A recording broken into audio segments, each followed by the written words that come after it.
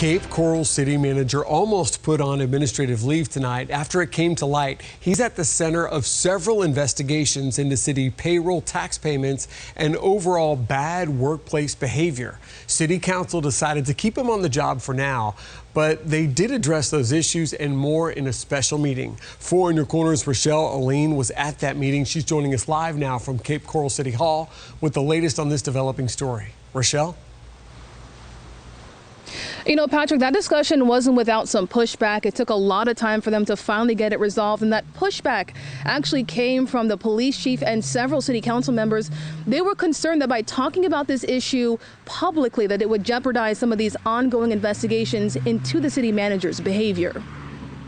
Improper tax filings. We paid them sometimes late, sometimes incorrectly. Deception. Kept it a secret. And questions about the outgoing city manager, John Zerlag's ability to lead. Do we still have confidence in our city manager? Those were the themes of Thursday night's special city council meeting in Cape Coral. I lost some confidence. Here's what was revealed. Zerlag is the subject of 4 current investigations by Cape Police, Fire, the FDLE, and the city auditor. They all pretty much stem from the city's finance department. It was discovered last year that they had improperly filed payroll taxes, which led to a penalty from the IRS to the tune of around $402,000. On top of that, it was discovered that a lower level employee knew about it and hid evidence. They've since been fired, and 3 other department leaders are on paid leave. It was also revealed in a letter from the finance department head that Zerlag apparently knew about this issue and didn't say anything about it to the city council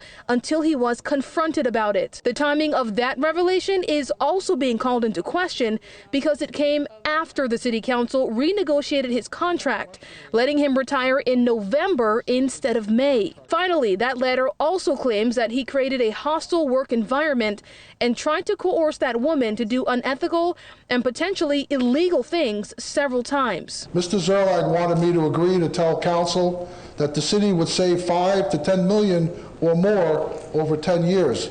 This was false. I do not concur with anything that was in that letter. All of these issues and other allegations brought up Thursday led the city council to this question. Should he be put on leave effective immediately and asked to leave today? Ultimately, they decided to let him stay on for now. 6 ayes, 2 nays, motion carried. Though the council did also approve a 5th investigation by an outside agency Thursday. This investigation will look into claims made in the finance department letter. Technically, we're investigating ourselves.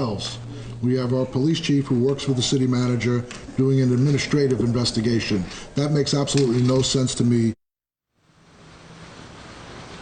Coming up at 11 o'clock, I'll explain why the mayor says it's important for us to carry out all 5 of these investigations, even if it's going to cost taxpayers a little more money. In Cape Coral, Rochelle Aline, Fox 4, in your corner.